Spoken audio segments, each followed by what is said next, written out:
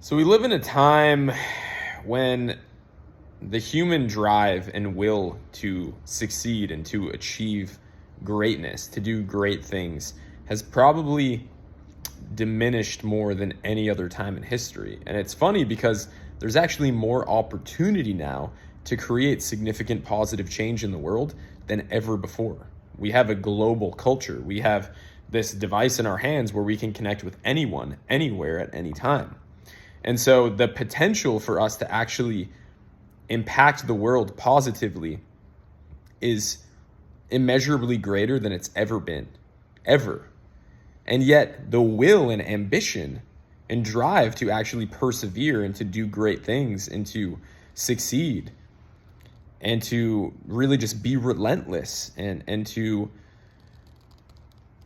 make it to your aims and goals no matter what. This drive has, for the most part, left the human species. There might be a few rare individuals who still have it, but I feel everyone is suffering under the weight of this perpetual comfort seeking, the state of wanting to just be comfortable.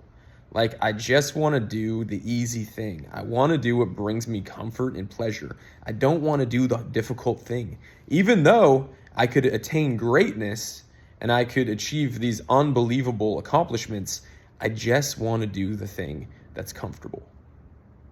And this is the issue with most people. And I'm no different than anyone else. I've seen this so many times in me where it's like, oh, I could do work that's going to actually get me ahead, or I can scroll on social media or whatever, eat this ice cream or drink this alcohol or something like that.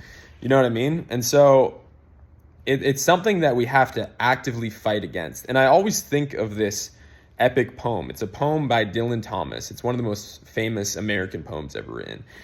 And it's the poem, "Do not go gentle into that good night." And so the whole theme of the poem is realizing and acknowledging that death is an inevitability of life. You cannot escape death. But at the same time, you do not need to go easily into death. You don't need to just passively give in and surrender. Oh, just take me, death.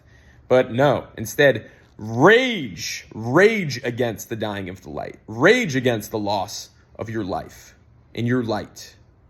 And that good night into the darkness of death.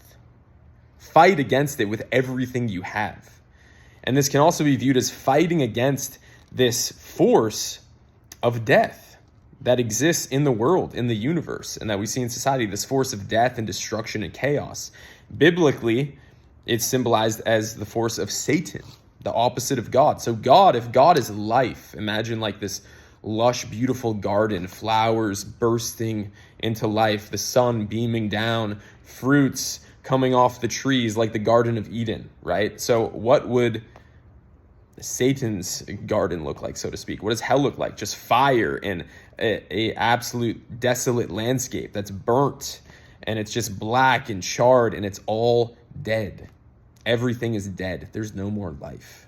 And so it's our responsibility, it's our duty as living beings to stand up for the light, to stand up for truth, for life, for love, for all that is good in the world, and to bring that to all of humanity, to create a world that works for everyone and actually nourishes and honors life and honors the individual, but at the same time doesn't honor the individual to the degree that it brings destruction to other people. As we see now, it's like, yes, a few people have everything and all the resources, and then everyone else has to suffer. No, instead, realizing we all share the same one life and honoring that one life in all beings and all individuals. And this is something we need to fight for. Fight till the bitter end, even if we lose and humanity is destroyed, and inevitably everything goes away. Again, death is inevitable. But to savor every last drop of this life that we're given, to suck the marrow out of it, to milk it for all it's worth, and to not go gentle into that good night, but instead to rage, just fucking rage, and do what you came here to do. Accomplish your mission. Fight for what you know is right. And fuck what anyone else thinks. It doesn't matter. Like, you know deep down, you know in your heart what you came here to do. And it's your absolute duty and divine responsibility to do that. That's what God put into your heart. That's the seed God planted in you, and it's up to you to nourish that and let it grow, and let that be your magnum opus. Let that be your gift to this world and this society, and may you leave this place better than when you came. And may you not just go gentle and easily into death, to go into comfort and passivity and just numb yourself, but instead fight. You need to just fight with everything you've got in you to live your dream and live your mission and do what you came here to do and benefit humanity and all other people and give your gifts. That's why you're here. So this message is as much for me as it is for anybody else watching this. And I so appreciate you for watching this. You have no idea how grateful I am for anybody who watches my content. Thank you so much. I hope that this inspired you.